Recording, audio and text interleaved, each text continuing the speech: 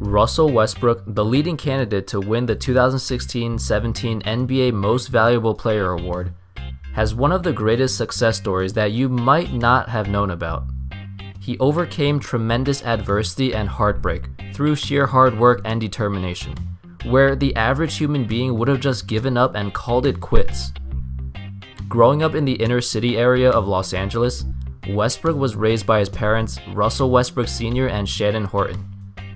His father was an active pickup player and drove Westbrook around town to gyms and parks to play basketball.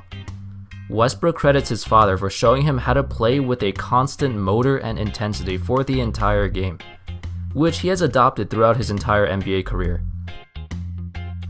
Westbrook spent most of his time practicing in the community center gyms in the Los Angeles area. These gyms were typically pretty small, yet they were sometimes packed with hundreds of kids waiting to get their turn to play. It was at Ross Snyder Park where Westbrook really started to take the sport seriously. Basketball became his #1 priority, and along with his family's support, they kept him out of the streets as he focused on becoming the player that his father dreamed he would become. When Westbrook was around 9 years old, he was playing at Jesse Owens Park and met a guy named Reggie Hamilton, who was the coach for a traveling basketball team. Westbrook would play for his youth team, and Hamilton instantly realized how competitive he was even at that young age, but he wasn't exactly the most skilled guy on the court. At 12 years old, Westbrook and his family moved to Hawthorne, where he would meet his best friend Kelsey Bars. Him and Bars, along with Westbrook's younger brother Raynard, would play basketball together every day non-stop.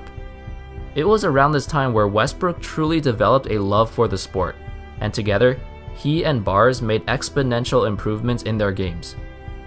This was the beginning of a beautiful friendship that unfortunately didn't end that well. By the time the two of them attended Lusinger High School, they were pretty much inseparable. They both talked about playing together as teammates at UCLA. Even though Westbrook wasn't heavily recruited, Bars was one of the best players in the nation, and he was already getting scholarship offers as a sophomore in high school.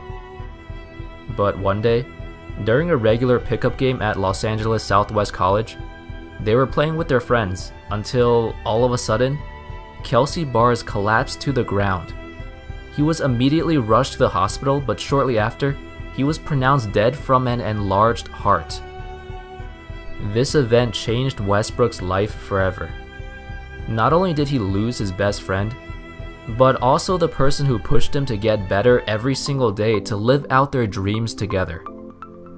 He was devastated that life can be taken away with a blink of an eye, and he didn't understand why this had to happen to Kelsey, his best friend. But instead of letting his death become a burden to him, he used it as motivation to get even better. It triggered a spark within Westbrook that caused him to play with a mix of anger and passion that nobody has ever seen from him before. The anger of losing Kelsey and the passion for the game that brought them together. It was almost as if Westbrook was living his life for two people. After Kelsey's death, Westbrook actually started doing Kelsey's chores as well. He started taking out the trash for Kelsey's grandmother who lived across the street every single week. Even today, Westbrook wears a wristband with his friend's initials written on it. It just shows how much he meant to him, and the energy he plays with represents his love for the sport and everyone who supported him along the way. Unfortunately, Westbrook's height was holding him back. He was only 5'8" in his junior year of high school, and looking at his parents' heights, he probably wasn't going to grow any taller. But luckily, Westbrook caught a break and grew to 6'2" right before his senior year. He had a phenomenal year at Lusinger High School, averaging over 25 points and 9 rebounds per game. And he also started dunking for the first time in his life. However, despite his success, he was only rated as a 3-star athlete and ranked number 151 in the nation.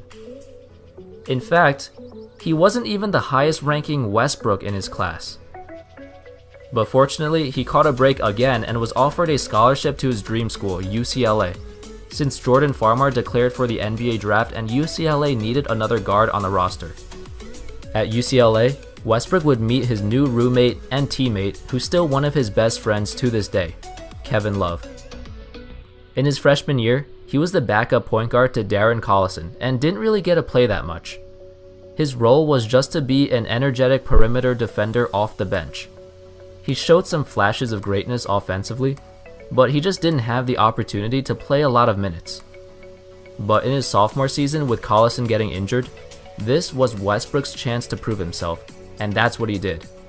He finished the season averaging 13 points, 4 rebounds, and 4 assists, and he was named to the All-Pac-10 Third Team and Defensive Player of the Year. Oh, and he also met his future wife, Nina Earl, around this time. After his successful sophomore season at UCLA, Westbrook declared for the 2008 NBA Draft, but he had a lot of doubters.